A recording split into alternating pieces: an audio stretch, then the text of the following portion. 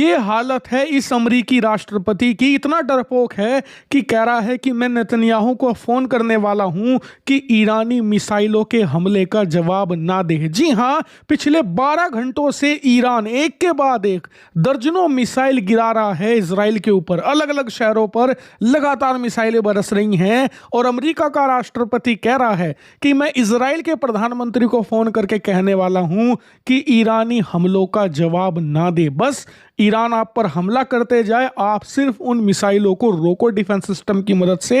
एक भी जवाब देने की जरूरत नहीं है। मतलब जिमी कार्टर को अमेरिकी इतिहास का सबसे डरपोक और कायर राष्ट्रपति कहा जाता है, क्योंकि 70 और 80 के दशक में जब अमेरिकी दूतावास जो ईरान में मौजूद था उस वक्त, उसके अंदर जो अमेरिकी डिप्लोमेट्स थे उन्हें ईरान की सरकार ने बंधक बना लिया था।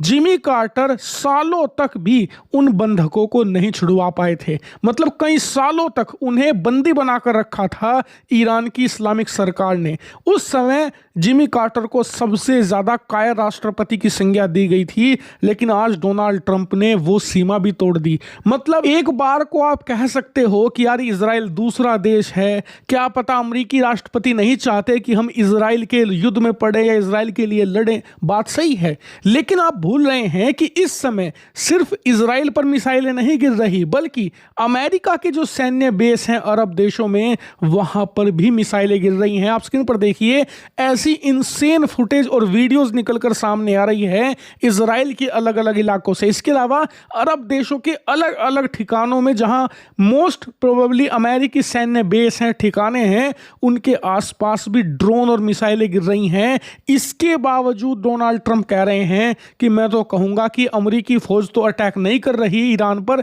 ना ही हम बदला लेंगे ईरान से, लेकिन हम चाहेंगे कि नेतन्याहू भी बदला ना ले, बस पिटते रहें ईरान से। लेकिन अच्छी बात है कि यहां पर देश कोई और नहीं है, इजराइल है। इसीलिए इजराइल ने तुरंत बदले की कार्रवाई शुरू कर दी है। अब से 3 घंटे पहले इजरायली लड़ाकू विमानों ने तुरंत उड़ान भरनी शुरू कर दी और कल देर रात से हो रही मिसाइलों को न सिर्फ रोका, बल्कि इस वक्त इजरायली लड़ाकू विमान ईरान के ऊपर उड़ रहे हैं और लगातार अलग अलग ठिकानों पर बमबारी कर रहे हैं। स्पेशली वो जगह जहां से ये मिसाइल स्ट्राइक करी जा रही हैं, ड्रोन प्लेटफॉर्म से छोड़े जा रहे हैं, उन प्लेटफॉर्म और लॉन्च पैड को तबाह कर रही है इजरायली वायुसेना, ताकि इन हमलों से अपने देश की सुरक्षा करी जा सके। इसके अलावा इजराइल ने चेतावनी भी दी है कि आने वाले घंटों में अगर ईरान ने लगातार हो रहे हमले नहीं रोके तो वो एक ऐसी मैसिव स्ट्राइक लॉन्च करेगा कि पूरे ईरान में भूकंप लाकर रख देगा। आज तक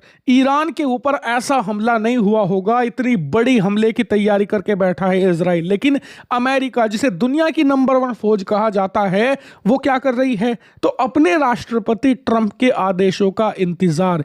इतना अमेरिकी फौज हमले झेलती रहेगी और ट्रंप के कहने पर मुंह छुपाकर बंकर में छुपी रहेगी। और इसमें गलती अमेरिकी फौज की नहीं, क्योंकि उनके पास ताकत है, इतनी ताकत है कि स्ट्रेट ऑफ हॉर्मुज को वो प्रॉपरली खुलवा सकते हैं, परमानेंट खुलवा सकते हैं। और ईरान के अंदर जो इस्लामिक रेवोल्यूशन गार्ड्स हैं उनके पैर उखाड़ कर रख दे। लेकिन क्या करे, इनका राष्ट्रपति इतना डरपोक है कि 4 हमले होने के बाद खुद व्हाइट हाउस के बंकर में जाकर छुप जाता है।